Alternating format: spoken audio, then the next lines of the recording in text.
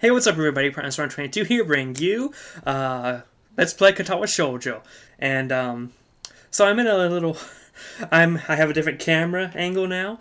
When I'm staring at my screen it looks like I'm looking down, but, you know, I'll look at the camera to talk to you guys. It'll make the thing with it being at the side was if I see something ridiculous I could just go, like, look to the side like it was The Office or something, but now I just have to look up. But it's all good. So, when we left off, we were shoved into a fight.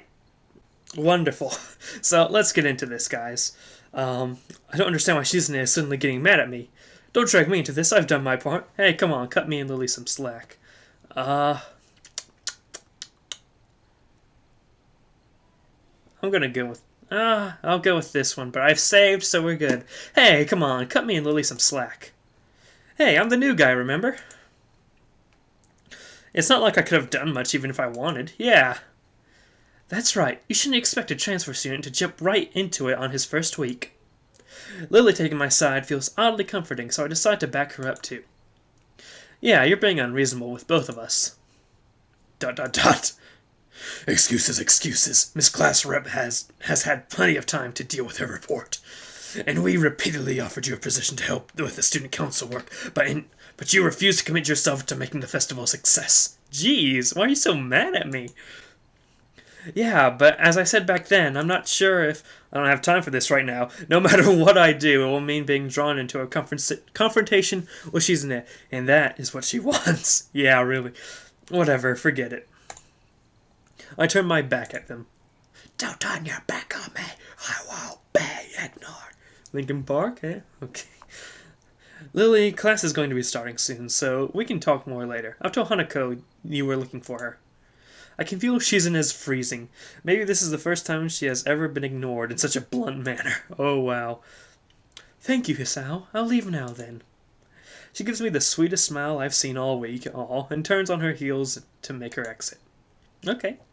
As soon as Lily walks out the door, I suddenly start feeling reluctant about turning to face Shizune. Oh, boy. I can feel her eyes burning into my back, and I can't bring myself to look at her. She must be furious. I keep expecting Misha to say something to alleviate the tension, but it really is wanting too much. Oh wow, she's going to kill us. In the end, I go back to my seat and listen to the sound of Shizune's footsteps as she marches out of the room. She doesn't return until a few minutes before class. Oh. I should mention that it's Super Bowl Sunday and my family is watching the Super Bowl and they're loud people, so yeah. Hanako doesn't come to the morning class at all, leaving her seat looking empty and lonely in the back of the classroom. Aw, man. I have to tell her that Lily was looking for her if I see her later. After the events of this morning, class is pretty boring in comparison. I turn the pages of my textbook lazily. I have a bit of catching up to do, despite trying to keep up with my studies at the hospital, but I'm not feeling that enthusiastic about it. I feel ya, man. I feel ya. The clock at the front of the room sounds unbearably loud, and the teacher hasn't said anything in over 7 minutes. Instead opting to cover the board in rows and rows of equations taken directly from the book. So is Muto a math teacher? The rhythmic clashing of chalk on the blackboard seems to synchronize perfectly with the ticking of the clock. Aw, man, this sounds like torture, you know? I start to copy down the equations just to pass the time, even though they are right there in the textbook. Oh, yeah, I understand that too. When the bell rings, I'm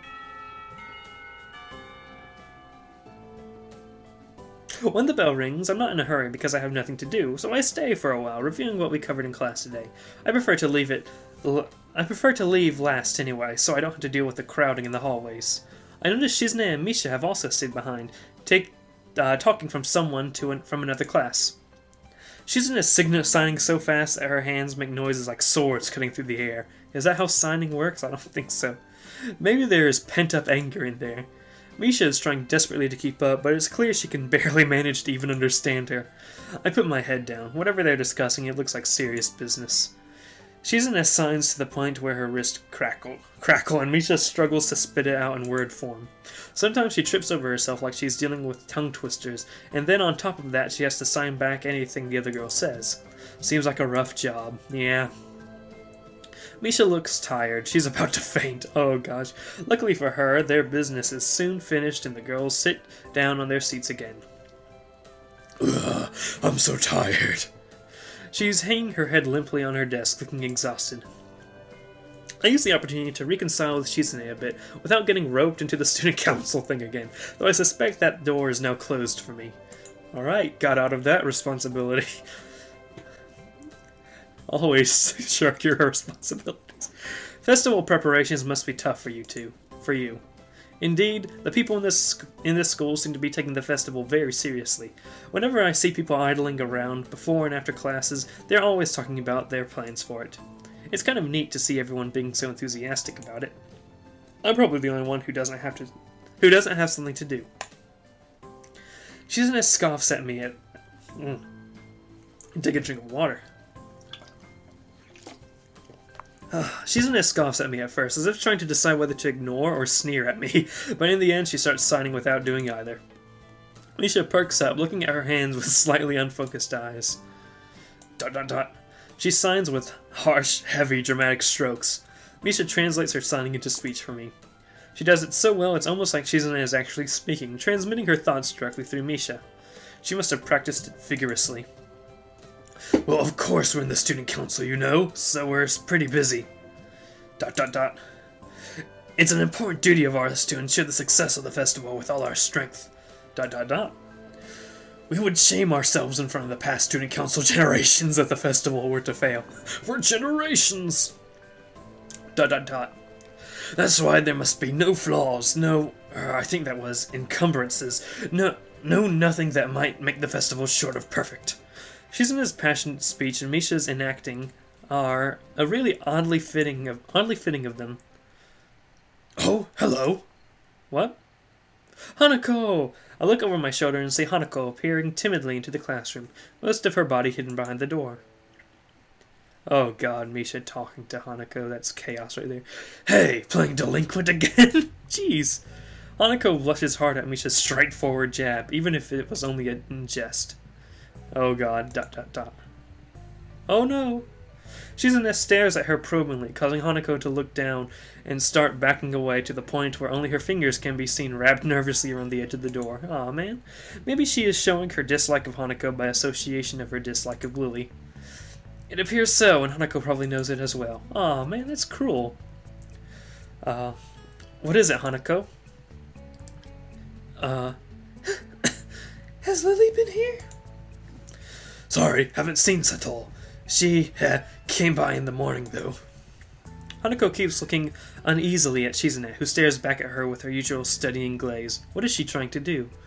Of course, Shizune isn't going to look away, and she is intimidating enough as it is, so I can only imagine how terrified Hanako would be. Yeah, I would be scared if I was Hanako. It is a little uncomfortable watching Hanako's reaction to Shizune's normal behavior. This is what happens when two people of two different extremes meet, it seems. Do you know where she is? ... If she has any sense in her head, she's in her classroom, working on their festival project, but who knows where that woman is loitering at. Jeez. You need to find her? She was looking for you in the morning, but I guess you have missed each other. She waits a little without answering the simple question, looking awfully like she's not sure if it's proper to answer such a question. Yeah. I can come with you, if it's okay. Hanako nods fractionally, still on guard, her shoulders stiff like wood. I get the feeling that she might be more comfortable by herself after all, but it's too late to back off now. Walking down the hallway with Hanako. Life goals, I guess.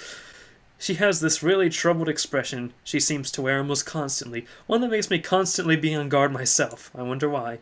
I kind of understand why she always seems to be so wary, or maybe more like why there could be a person like her. But I still have no idea how I should act around such a person. Yeah, it's dinner time soon. Were you planning to eat with Lily? She nods slightly, more like a look down than look up, okay. So she must have been trying to get in the cafeteria. Well, there's something of a dinner crowd, just like the cafeteria is crowded at lunch. It's not as bad because dinner time is longer than lunch hour, but I can understand why Hanako would be discouraged from going in. I pick up my bag and we take our leave. Hanako skips a little to meet my initial pace, so I slow down to match her speed. It reminds me of a song. Kimi o moi katamoi. Kimi o moi katamoi. It doesn't take long for us to be walking at a comfortable pace down the hallway. It almost feels like we're going for a stroll together, something I can't say I've really done before with a girl. Oh, what about Iwanako? Iwanako really fascinates me, yet we really don't talk about her much. I hope we do. Hanako, what if there was an Iwanako route? Hanako doesn't seem to be thinking the same thing, though. Even though we are walking at the same pace, she never comes within arm's reach of me. I guess she's still a little uncomfortable around me. Given how shy she is, there doesn't seem to be much helping it, at least for now. By the time we arrive at the cafeteria, there is not much of a crowd there, but Lily is nowhere to be seen. Nah. She looks miserable. Hanako's head sinks even lower than usual. Have you looked somewhere else already? Just at the library. I was reading. So she does spend the class she skips at the library. Ah, so not exactly a thorough search then. Well, if I had to guess, she'd be in her own class like she's in ed, right? Right. With the slightest of nods, Hanako agrees with my reasoning. Why didn't we check there first? Nah. God, she's being so awkward. Jeez, man. It's like I need double-layered silk gloves with padding to even begin interacting with her.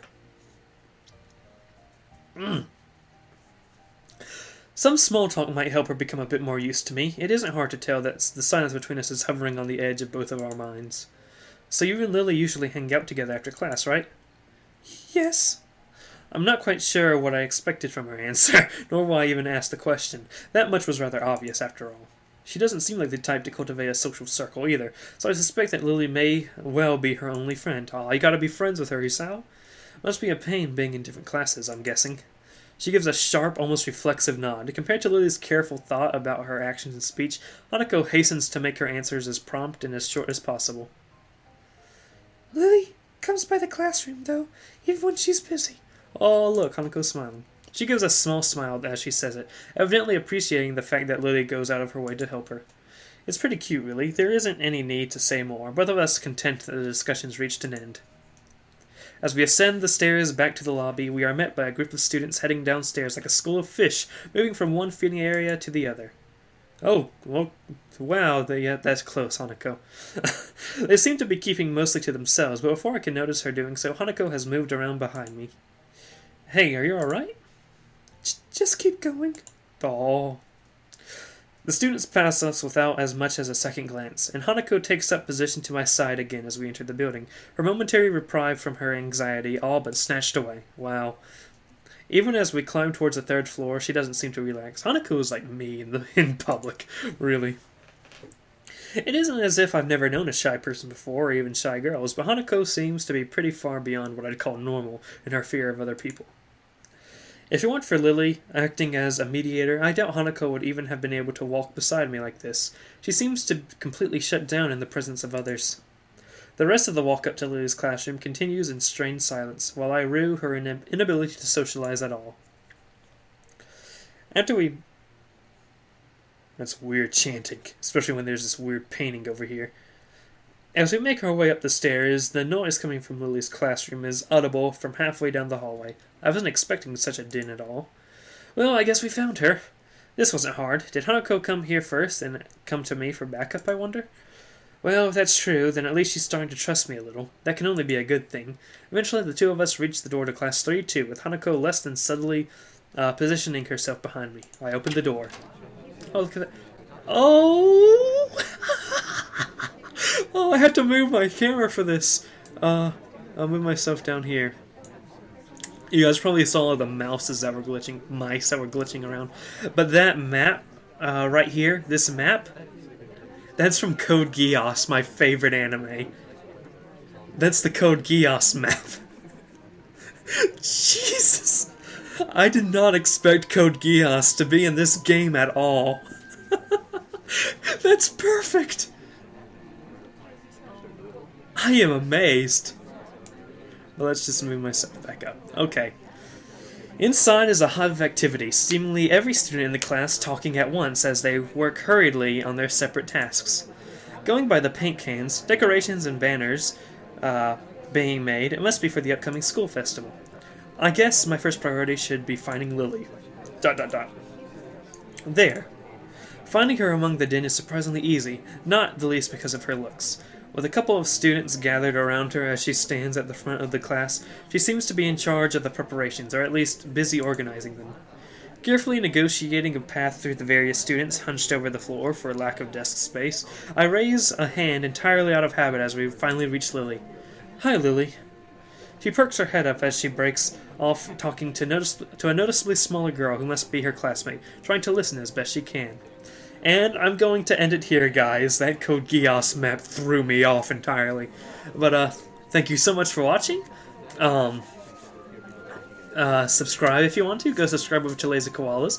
Follow me on Twitter, Tumblr, and Facebook, because we have that recently now.